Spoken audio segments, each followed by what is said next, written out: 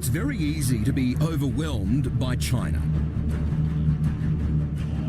A booming nation of 1.3 billion people whose increasingly prosperous lives are driving development on a scale the world has never seen.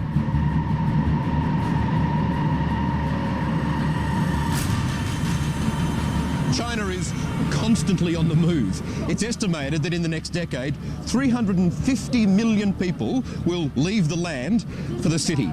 It is the largest population movement in human history, and it's leading to the rise of the megacity.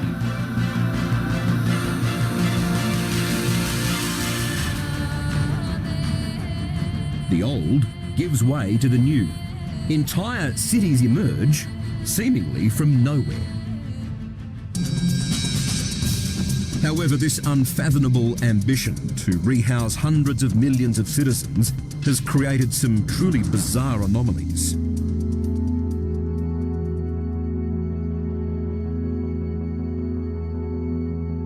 Have you ever wondered what it might be like if you were the last person on Earth? Well, I'd imagine that it would be something like this. And I've got to tell you, it is a very strange and eerie feeling. Everything is here, an entire city. All the buildings, the roads, schools, hospitals, you name it. Everything that is, except the people.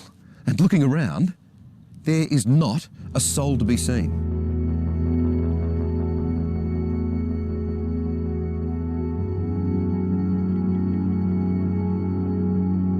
This is a new city called Lingang, an hour's drive from Shanghai, built for nearly 1 million people.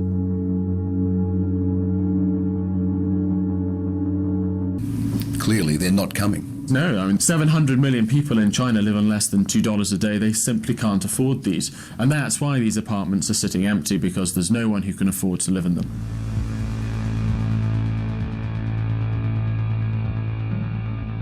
It's not just residential developments. Sprawling commercial districts also lie empty. This is Yujiapu, new city, hyped to become China's Manhattan. In fact, challenging New York as the world's biggest financial district.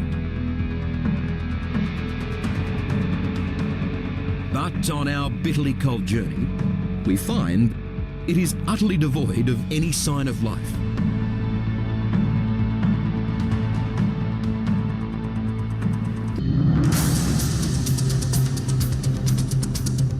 But for the Australians helping to build the new China, all this construction makes perfect sense when you remember China's booming population, thriving middle class, and unwavering drive to become the world's dominant superpower.